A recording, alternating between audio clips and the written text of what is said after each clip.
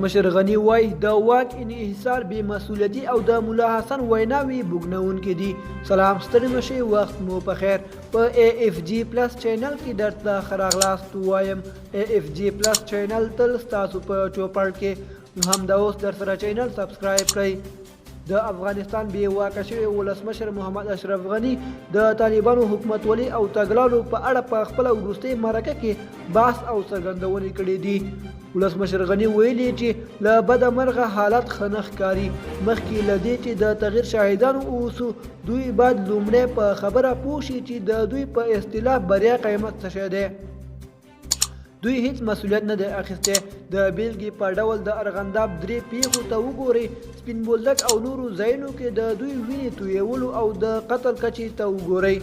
ولسمشر غني زیاتوي چې طالبان د قدرت مطلق انحصار ته مخه کړې، پرته له دې چې فکر وکړي چې دوی هغه مهارتونه نه لري چې هر څه وچلوي. د ولسمشر غني په خبره تر ټولو بوږنونکې د ملا حسن وینا هغه هم صوتي وه چې پکې ویلي دي چې دوی د اوسني بشري بحران، اقتصادي سقوط او خلکو د وتو او مهاجرت مسؤلیت نه لري. نوموړي زیاتوي چې په زرګونو افغانان طالبانو څخه د تیښتې په موخه مهاجرت ته مخه کړې. ولسمشر غني پوښتنه کوي چې د کابل په هوایي ډګر کې ګډوډي ولې جوړه شوه، ولې 2 لکه افغانان ووتل. د هغه په باور که چیرې دوی په دې باوري شوي وو چې حالات تغییر کړي، افغانستان کې پاتې کېدل.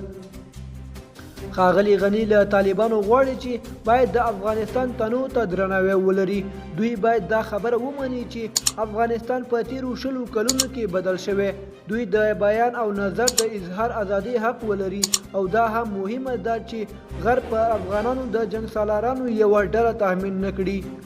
طالبانو د ولسمشر غني د دغو څرګندونو ته کوم غبرګون نه دی ښودلی.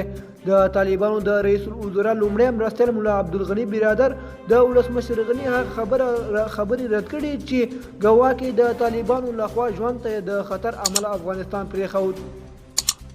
ملا عبدالغني د نوموړي نورو څرګندونو ته ځواب نه دی ورکړی. دوستانو، زموږ د نن ورځې خبر تر همدې ځایه و. تر بیا ښه وخت.